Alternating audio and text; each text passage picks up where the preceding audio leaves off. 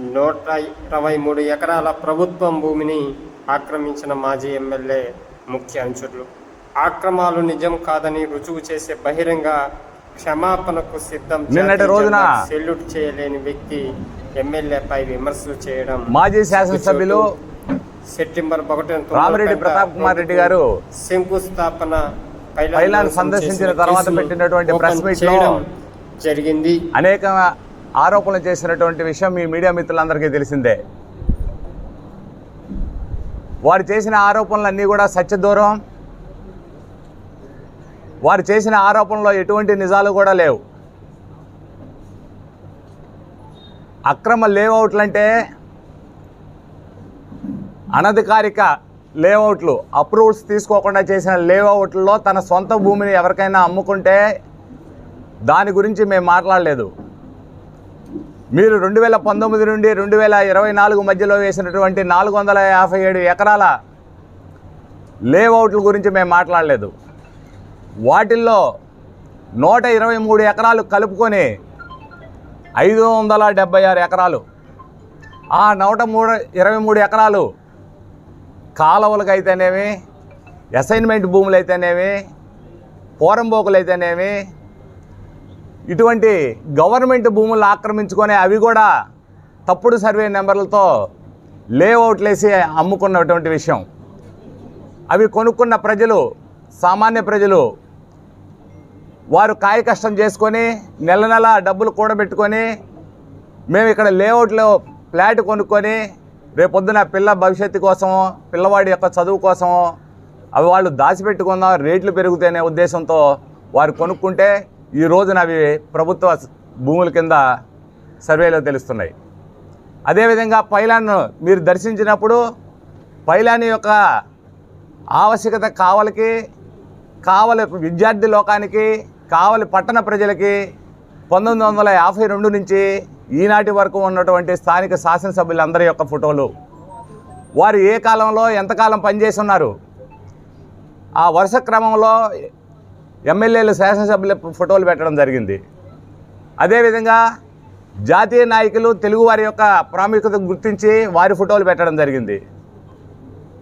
ఇంకా ఫోటోలు పెట్టాలి అని మీరు భావించిన ఎడల ఇంకా ప్లేస్ ఉన్నట్టే మేము పెట్టుండేవాళ్ళం. కానీ అక్కడ ఉన్నటువంటి తక్కువ స్థలం, ఆ స్థలంలో తెలుగువారు గుర్తుంచుకునే విధంగా మన కావలి పట్టణ ప్రజలకి ఐ లవ్ కావలి అనే ఒక నినాదంతో కావలి మీద ప్రేమ పెంచుకోండి అని గౌరవనీయ మా శాసనసభ్యులు దగ్గుమాటి వెంకటకృష్ణారెడ్డి గారు వారి యొక్క స్వంత నిధులతో, గవర్నమెంట్ నిధులు కాదు, సొంత నిధులతో ఆ కార్యక్రమాన్ని చేసి మున్సిపాలిటీకి అప్పచెప్పడం జరిగింది. మీరు గౌరవప్రదంగా వచ్చి సందర్శించి అంతా బాగుంది, చాలా బాగుంది అని మీరు చెప్పిన 3 ముక్కలు తప్ప తర్వాత మీరు విమర్శించిన విధానం కరెక్ట్ పద్ధతి కాదు. ఈ రోజున ఎలక్షన్ నాటి నుంచి ఇప్పటి వరకు మేము చెప్తానే ఉన్నాం, 123 ఎకరాలు ఆక్రమణలో ప్రభుత్వ భూమి ఆక్రమించుకున్నారు అని ఆ రోజు నుంచి ఈ రోజుకి చెప్తున్నాం. వాటికి సంబంధించి ఇప్పుడే మా మనోహరు వాట్సాప్లో ఎమ్మెల్యే గారికి కూడా, మాజీ ఎమ్మెల్యే గారికి, మాజీ శాసనసభ్యుల వారికి ఇప్పుడు వాట్సాప్ కూడా పంపించడం జరిగింది. ఈ 123 ఎకరాల మీద మీకు ఇవి అబద్ధం, ఇవి ఏ లేఅవుట్లో ఎవరం కూడా మా వాళ్ళు ఆక్రమించలేదని మీకు అనిపిస్తే ఈ రోజున పబ్లిక్గా ఎక్కడైతే జాతీయవాదం నిలబడాలి, కావలి పట్టణం మీద ప్రేమ పెంచుకోవాలని జాతీయ జెండా 100 అడుగులు జాతీయ జెండాని మేము ఎక్కడైతే నిర్మించామో అదే ప్రదేశంలో ఆ రోజు ఉన్నటువంటి అధికారులు ఈరోజు ఉన్నారు. వారందరి సమక్షంలో చర్చకు రండి. ఈ 123 ఎకరాల ప్రభుత్వ భూమిని ఆక్రమణలకి గురి కాలేదు అని మీరు నిరూపించగలిగితే ఆ రోజున మీరు చెప్పే ఎటువంటి దీనికైనా మేము సిద్ధంగా ఉన్నాం.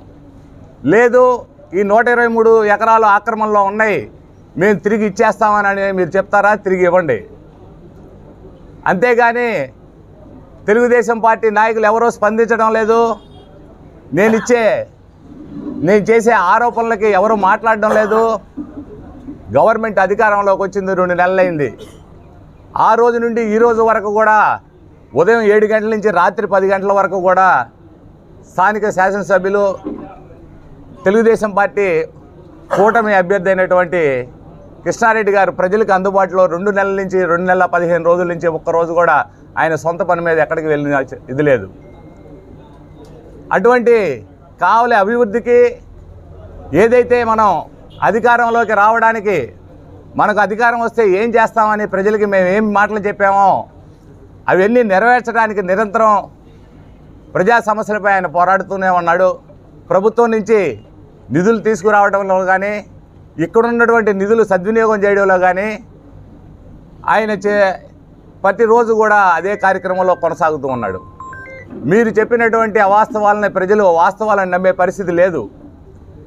మొన్నటి జరిగినటువంటి 2 నెలల 15 రోజుల క్రితం జరిగినటువంటి ఎలక్షన్స్లోనే మీకు ప్రజలు తీర్పు ఇచ్చారు. మీరు చేసిన అవినీతిని కానీ అక్రమాలను కానీ మీరు దౌర్జన్యాలను కానీ ఇవన్నీ సహించకే ఈ రోజున కావలి నియోజకవర్గ చరిత్రలో ఏ రోజు రానటువంటి 31,000 మెజార్టీ ఈ రోజున మా నాయకులు కూటమి అభ్యర్థి అయినటువంటి దగ్గుమాటి వెంకటకృష్ణారెడ్డి గారికి ఇవ్వడం జరిగింది. మీరు ముందు మీ తప్పులు తెలుసుకోండి. మీ అనుచర వర్గం చేసినటువంటి దారుణాలు దోపిడీలు గుర్తించండి. మీరు ముందు వాటిని స్వచ్ఛందంగా వారి చేతే ప్రకటింపజేయండి. ఆ తర్వాత మీరు మాట్లాడండి. ఇది పద్ధతి. కానీ మీరు అవాస్తవాలని వాస్తవాలుగా ఇంకా ప్రజల ముందు మీరు పెడితే కావలి పట్టణ ప్రజలు అమాయకులు కాదు. ఈ రోజున ప్రతి ఒక్క విషయం ఈ రోజున సోషల్ మీడియా ద్వారా ప్రింట్ అండ్ ఎలక్ట్రానిక్ మీడియా ద్వారా ప్రజలందరూ కూడా ఏ రోజు విషయం ఆ రోజు తెలుసుకుంటున్నారు. ఇవన్నీ గుర్తుపెట్టుకొని మీరు ఎప్పుడైనా సరే తెలుగుదేశం పార్టీ కూటమి అభ్యర్థి అయినటువంటి మా కృష్ణారెడ్డి గారి పైన కానీ తెలుగుదేశం పార్టీ మీరు చేసిన ఒక్క అభివృద్ధి కావలి పట్టణానికి ఒక్క ఐకాన్గా ఇది మేము చేశాం, ఇది కావలి టౌన్కి కానీ కావలి నియోజకవర్గానికి ఉపయోగపడుతుందని ఒక్కటి చూపించండి. జువల్దిన్న హార్బరు తెలుగుదేశం పార్టీ హయాంలో శాంక్షన్స్ ఉన్నాయి. రామాయపట్నం పోర్టు తెలుగుదేశం పార్టీ హయాంలో చేసినటువంటి విషయమే. దగదర్తి ఎయిర్పోర్టు తెలుగుదేశం పార్టీ హయాంలో మేము శంకుస్థాపన చేసినటువంటి విషయం. మీరు చేసింది ఏంటి? మీరు ఎటువంటి అభివృద్ధి చేయకుండా సంక్షేమం పేరుతో మీరు ఆ సంక్షేమాన్ని కూడా ప్రతి ఒక్క సంక్షేమదారుడికి లబ్ధిదారుడికి అందించకుండా మీరు చేసినటువంటి అరాచకం వల్లనే ఈ రోజున ఇంత భారీ స్థాయిలో కావలి నియోజకవర్గ ప్రజలు తెలుగుదేశం పార్టీ కూటమి అభ్యర్థికి పట్టం కట్టిన విషయం గుర్తుపెట్టుకోవాలని ఇందు మూలకంగా అందరికీ తెలియజేస్తూ మరొకసారి మీరందరూ కూడా మీడియా మిత్రుల ద్వారా సోషల్ మీడియా ద్వారా ప్రింట్ అండ్ ఎలక్ట్రానిక్ మీడియా ద్వారా కావలి పట్టణ ప్రజలందరికీ కూడా తెలియజేస్తున్నాం. తెలుగుదేశం పార్టీ ప్రజల శ్రేయస్సు కోసం పనిచేసే పార్టీ. తెలుగుదేశం పార్టీ నాయకులు ప్రజల యొక్క సర్వీసు వారికి అందించేదానికి పనిచేస్తున్నటువంటి వారు. ఎవరు కూడా దీంట్లో అక్రమాలు కానీ దౌర్జన్యాలు కానీ దోపిడీలు కానీ చేసిన చరిత్ర ఇక్కడ ఉన్న వాళ్ళల్లో ఎవరికీ లేదు. దయచేసి కావలి పట్టణ ప్రజలందరూ కూడా మీకు ఈ గత 5 సంవత్సరాల్లో జరిగిన నష్టాన్ని పూడుస్తూ ఈ 5 సంవత్సరాల కాలంలో కావలిని కనకపట్నాన్ని చేయడానికి మా నాయకులు కృష్ణారెడ్డి గారు, అదేవిధంగా మా ప్రీతమ ముఖ్యమంత్రి నారా చంద్రబాబు నాయుడు గారి యొక్క సహకారంతో కావలిని అభివృద్ధి చేసి చూపిస్తామని ఇందు మూలకంగా తెలియదు. 10 సంవత్సరాలు కావలిని మరి ఎమ్మెల్యేగా పనిచేసినటువంటి వ్యక్తి మొన్నటి రోజు కావలి వచ్చి కొత్తగా నూతనంగా ఆరంభం ప్రారంభించినటువంటి కొత్త శాసనసభ్యుడు ఏర్పాటు చేసినటువంటి ఐకానిక్ ఒక 100 అడుగుల జెండాని సందర్శించి ప్రశంసించడం జరిగింది. ప్రశంసతో మొదలుపెట్టి విమర్శలతో ముగించాడు ఆయన. జాతీయ జెండా ఎందుకు పైలానే ఉండాలి కదా ఇక్కడ అంటాడు. పైలాను నువ్వు ఉండిస్తే కదంట స్వామి, నువ్వు పైలాన్ని కట్టిన కొద్ది రోజులకే నీ మనుషులను పెట్టి మరి దాన్ని ధ్వంసం చేపిస్తేవి. ఆ రోజు సీసీ కెమెరాలన్నీ ఆపేస్తేవి. ఆ రోజు సాక్షి ఛానల్కి సంబంధించినటువంటి కేసు ఆయన నేతృత్వంలో మొత్తం పైలాన్ని ధ్వంసం చేసే సంగతి నీ నేతృత్వంలోనే జరిగే. అక్కడేదో క్లబ్ కట్టాలని ప్రెస్కి సీక్రెట్గా ఒక నీ ఫోటోలు వేసి ఫ్లెక్స్లు కట్టి పూజలు చేసి టెంకాయలు కొట్టింది నువ్వు కదా. మరి నువ్వే పడగొట్టి పైలాన్ని మళ్ళీ ఈయన కట్టాలా? పడగొట్టించింది నువ్వు. పైలాను మళ్ళీ కృష్ణారెడ్డి గారు కట్టాలి, ఎమ్మెల్యే గారు కట్టాలని చెప్తా ఉన్నారు. పైలాన్ ఎక్కడ కట్టాలి, ఎప్పుడు కట్టాలనేది మేము నిర్ణయించుకొని ఉన్నాం. పైలాన్ కడతాం. పైలాన్ కట్టిన రోజున మళ్ళీ దాన్ని కూడా సందర్శించుకోవడానికి నువ్వే వచ్చి అబ్బా మంచి ప్లేస్లో కట్టారని నువ్వే చెప్తావు. దాని గురించి అభ్యంతరమే లేదు. అయితే నువ్వు నీ ముఖం చూస్తూ ఉంటే అంత ఇరిటేషన్లో మ్యూటేషన్ కనిపిస్తూ ఉంది నాకు. ఎందుకో ముఖం అంతా చిట్టలు ఆడిపోతూ 2 నెలలు టైం కాలేదు. కావలి ప్రజలు కర్రు కాల్చి వాత పెట్టి 31,000 ఓట్లతో నిన్ను ఓడిస్తే ఆడికొచ్చి ఎందుకు నువ్వు అంతలా ఇరిటేట్ అవుతున్నావు నాకైతే అర్థం కాల. ఆ రోడ్డు వేయలేదంటావు, ఈ రోడ్డు వేయలేదంటావు. నీ ఇంటి ముందు రోడ్డుకే దిక్కు లేకపోతే రోడ్ల గురించి 10 ఏళ్ళు ఎమ్మెల్యేగా ఉన్నావు నువ్వు సిగ్గులని మాట్లాడుతూ ఉన్నావు. ఎంతవరకు సబబు? నీకు సిగ్గుంటే కనీసం నీ ఇంటి ముందు రోడ్డు అన్నా వేయించుకొని ఉండేవాడు కదా. మరి ఆ పరిస్థితుల్లో తుమ్మలపేట రోడ్డు వేయలేదు, 3 రోజులకి వేస్తాడు, నేను 3 సంవత్సరాలు టైం ఇస్తాను, 3 నెలలు వేసినా పర్వాలేదు అంటున్నావు. అదే తుమ్మలపేట రోడ్లో పొల్లి అంటుండి నేను నన్ను ట్రోల్ చేసింది నీ సోషల్ మీడియా, నీ వైసీపీ సోషల్ మీడియా, నీ ఎమ్మెల్యే సోషల్ మీడియా నన్ను పందిలాగా ట్రోల్ చేసి చూపించి నేను ఒక ప్రజా ప్రయోజనాల కోసం కొన్ని వేల మంది ప్రజలు రహదారి నడిచేదానికోసం ఆ గతుకుల రోడ్డులో పడుతున్న ఇబ్బందుల కోసం దాని యొక్క ప్రాముఖ్యతను తెలియపరిచేదానికి నేను చేస్తే నీ సోషల్ మీడియా నన్ను పందిలాగా ట్రోల్ చేస్తే సిగ్గుందా నీకని అడుగుతా ఉన్నా. ఈరోజు 1వ తారీఖు శంకుస్థాపన చేస్తా ఉన్నారు మా ఎమ్మెల్యే. నువ్వు రా, నీకు దమ్ముంటే వచ్చి చూడు, ఆ కార్యక్రమాన్ని సందర్శించు, మళ్ళీ మా ఎమ్మెల్యే గారిని పొగుడు. ఒకవేళ కంకర బాగలేదు, ఇసుక బాగలేదు, సిమెంట్ బాగలేదు చెప్పు ఇబ్బందిలే. కానీ అభివృద్ధి కార్యక్రమాలు చేయకుండా అభివృద్ధి చేసే వాళ్ళని విమర్శించడం చాలా తప్పు. ఇంకోటి కూడా చెప్తా ఉన్నా, ఈరోజు 123 ఎకరాలు మరి అన్యాక్రాంతమైంది. గవర్నమెంట్ భూములు, శ్మశానాలు, పోరంబోకులు, కాలువలు, కుంటలు అని చెప్తా ఉన్నాం. అది మేము చెప్పింది కాదు, అది ప్రభుత్వంలో ఇచ్చినటువంటి లెక్క.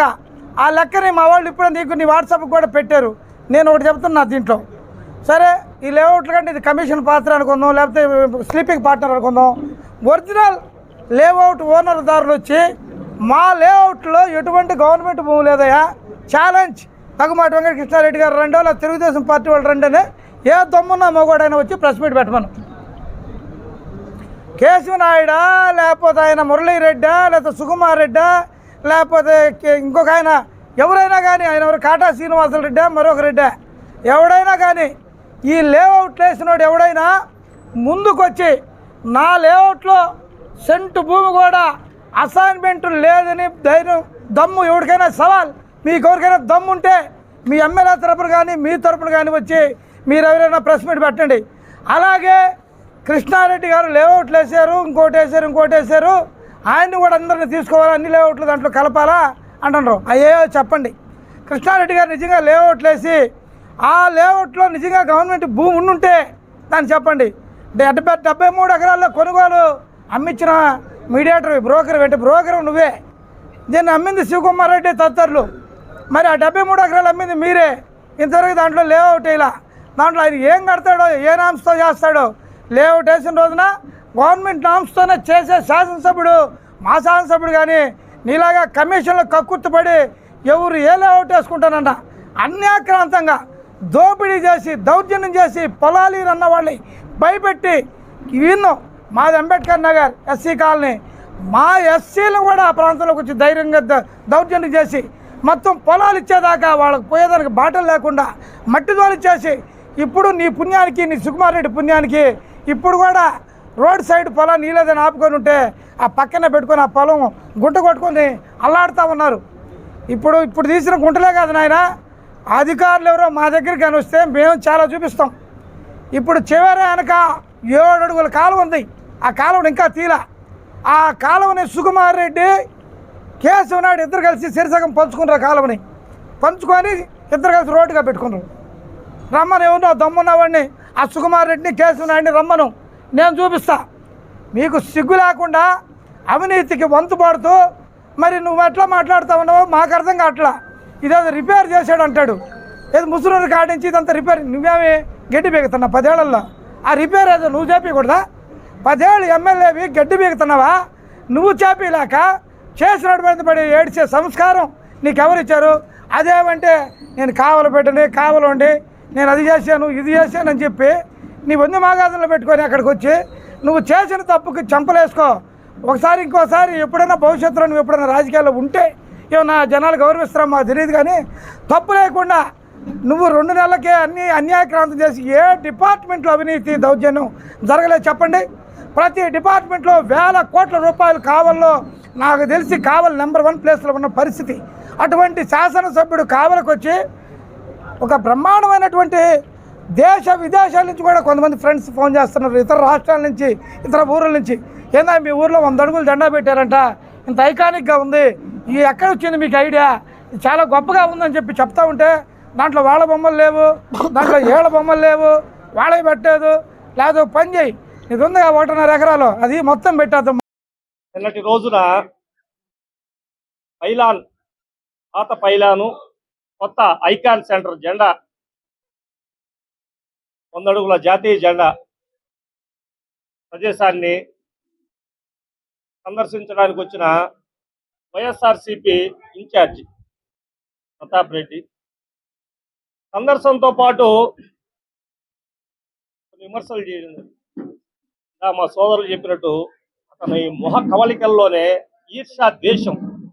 10 ఏళ్ళు కావల ప్రజలు నాకు అవకాశం ఇస్తే నేను చేయలేకపోయానే, వచ్చిన 3 నెలల లోపే మంచి పని చేశాడు, కానీ బుద్ధి మనకి ఎందుకు రాలేదు?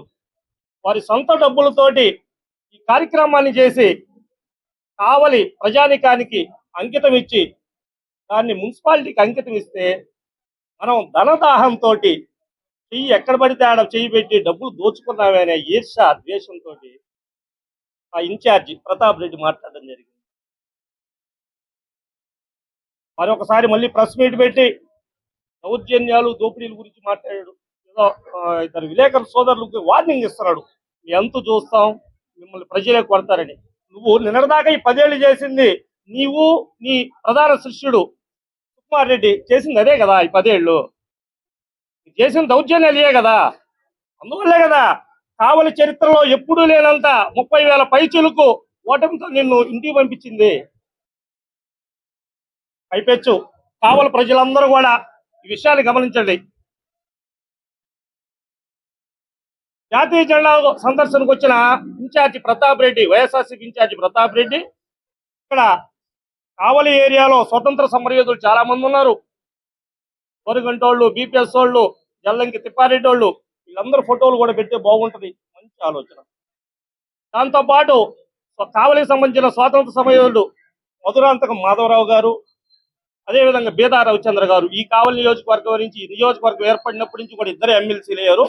వారి ఫోటోలు కూడా ఉంటే బాగుంటుంది అన్నారు. దానికి ఒకే సూటి ప్రశ్న, నువ్వు 10 ఏళ్ళు కావలికి శాసనసభ్యుడివి, ఆర్డీఓ ఆఫీసులో ముఖ్య అతిథిగా నిన్నే ఆహ్వానించేది.